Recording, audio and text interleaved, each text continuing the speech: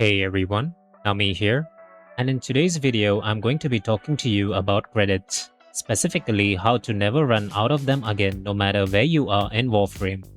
I'll be covering the best credit farming options broken down by where you are in the game currently, early, mid, and late game, plus the universal tips that apply across every single method. So let's get into it.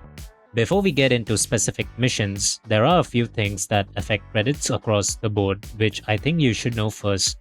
The first one being daily first win bonus. Your first mission that you complete every day doubles your credit reward. This resets with your daily tribute each day. The important thing to know is that you want to spend this on a high value mission. Arbitration, for example, always pay out 50,000 credits on completion. Hit that as your first mission and you're walking away with 100k credits for a single run. One big caveat is that the daily first win bonus does not apply to the Index, open world bounties including Profit Taker drops, Zyreman missions or Techrot caches in Holvania. Completing any of these will still consume your bonus for the day even though it won't be applied. So be smart about what you spend it on. One thing to be aware of right now though is that there is currently a visual bug where the doubled amount from the daily win bonus doesn't display correctly on the post-mission reward screen. Don't worry about it, the credits are still being added to your account behind the scenes. Check your balance directly after the mission rather than trusting what the screen shows you. Next, we have credit boosters. If you have one active, every credit you earn doubles. You can get these from daily tribute, events, or the market. If one lands in your login reward, treat it like a farming window and use it on your best methods. Along the lines, we have the MR30 credit blessing. If you're in a relay and a mastery rank 30 player gives a credit blessing, it'll give you a 25% credit bonus for 3 hours and stacks with other bonuses. And lastly, companion retriever mods. Make sure your companion has either Loyal Retriever or Prosperous Retriever equipped. Both give you a passive chance to generate bonus credits while playing the game. Prosperous Retriever in particular becomes very important at endgame where physical credit drops are involved. But even early on, if you have trouble with credits, you can equip either of these mods to get a little boost to your credit earnings. Now, coming to the early game, I'm going to be honest with you. The early game doesn't offer a lot of dedicated credit farming options. And that's fine.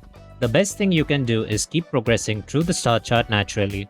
Credits will come as you go. Selling duplicate blueprints you pick up along the way is genuinely one of the best ways early game to get enough of credits to help you progress further. You'll be surprised by how much junk you might be already sitting on worth millions of credits. If you still however need a temporary credit boost early on, Dark Sector missions are your best options. These nodes have larger end of mission credit rewards than standard missions. The earliest available is Tikal on Earth, an excavation dark sector mission giving you around 12,000 credits. Not huge, but it's there if you need it. As you progress, Semini and Gabby on Ceres both pay around 20,000 credits per 3 waves of 5 minutes. Hyracon on Pluto is one of the fastest early game options. It's an excavation mission.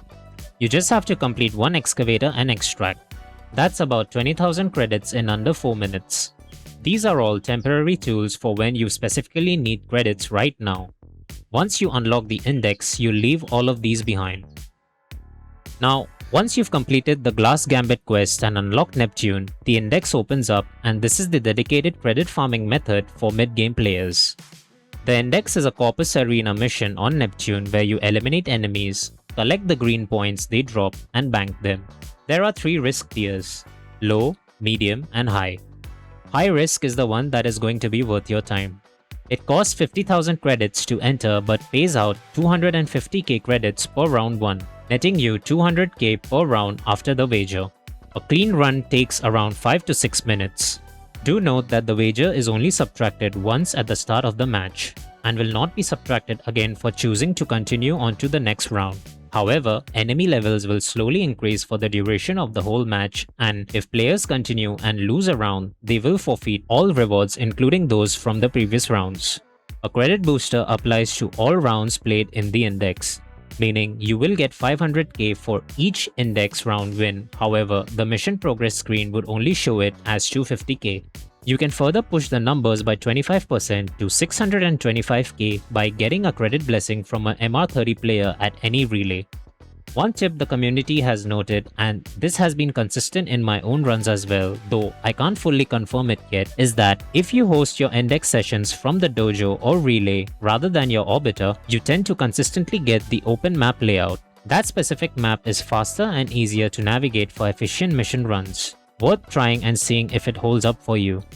Daily sorties are also worth doing while you're at this stage of the game. Completing all 3 sortie missions once per day gives you a guaranteed 100k credits on top of whatever else you earn from them. The bigger reason, however, to do sorties is the reward table. You have a chance at an Anasa Ayatan sculpture which gives 3450 Endo with Maru when traded in completely filled, and a chance at a raw 4000 Endo reward drop. So you're doing sorties for the credits plus the Endo. Railjack at mid-game is also a viable option worth knowing about. Once you've completed the Rising Tide quest, you have access to Earth Proxima, which has no intrinsic requirements at all, making it accessible fairly early.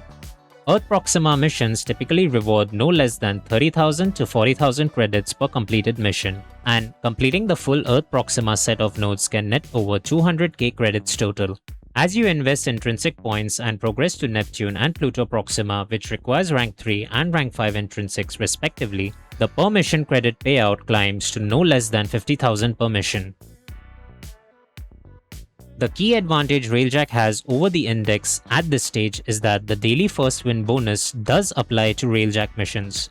So hitting a Neptune or Pluto Proxima node as your first mission of the day is a clean way to double a high value payout. One thing to be aware of is that there is a visual bug currently that doesn't show you the daily win credit bonus. However, the credits are added to your account behind the scenes even when the screen doesn't reflect it. Always check your credit balance directly after the mission rather than relying on what the reward screen tells you. Once you're deep in the game with strong builds, multiple options open up, completely changing how fast you can generate credits.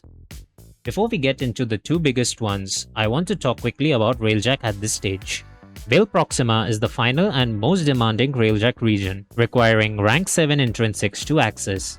The additional credit rewards per mission here hits 100k to 150k credits, and the daily win bonus does apply to these missions as well. Same caveat as before, the reward screen may not display the correct amount, but the credits will be in your inventory.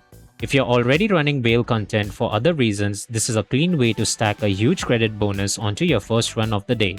Do let me know in the comments sections if you'd like to see a Railjack build with which I solo these missions rather easily. Now, for the dedicated endgame credit farms. There are 3 ways in which you can get credits in the late game, and all of them rely on the Warframe Chroma. More specifically, Chroma's effigy, which doubles physical credit drops on contact. Holvania Tech Rod Caches is the most accessible of the 3.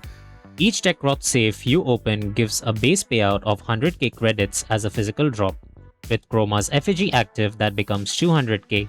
Stack a credit booster, a credit blessing from the relay, and if the Prosperous Retriever procs on your companion, you'll be sitting at 1,000,000 credits from one safe opening.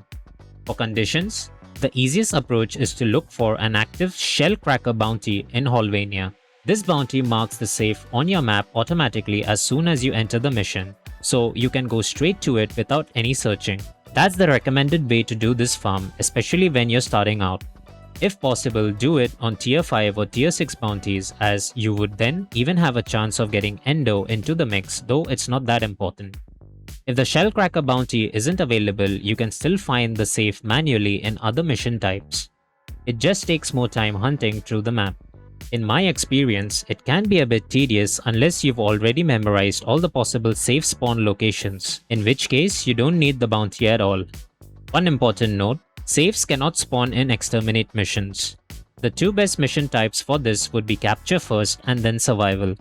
Capture would take you anywhere from 3 to 4 minutes, while survival could take you about 5 to 6 minutes each. In any case, you are guaranteed at least 200k credits without any booster. You'll also want a Parallax Hurricane Eye to help locate the key effectively, which are located mostly around the safe. This makes it easier rather than manually trying to hear for the beeping sound to locate the key.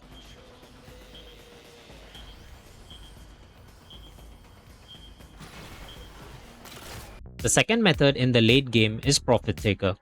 It's a more demanding option and requires significantly more investment to run properly. Profit Taker pays out a base of 125k credits as a physical drop on kill.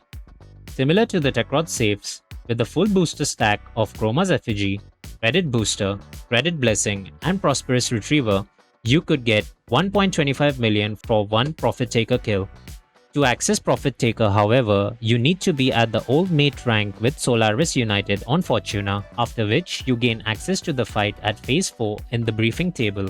You need a loadout specifically built around her rotating shield mechanics, and the fight itself will punish you hard if you're underprepared.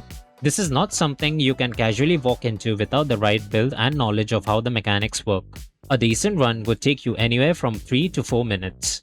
On top of credits, you also get Charisma Toroids and some dead bonds that you can exchange for Vox Solaris standings with Little Duck or Solaris United standings with Ticker. For the third method, we use a weapon called Secura Lecta.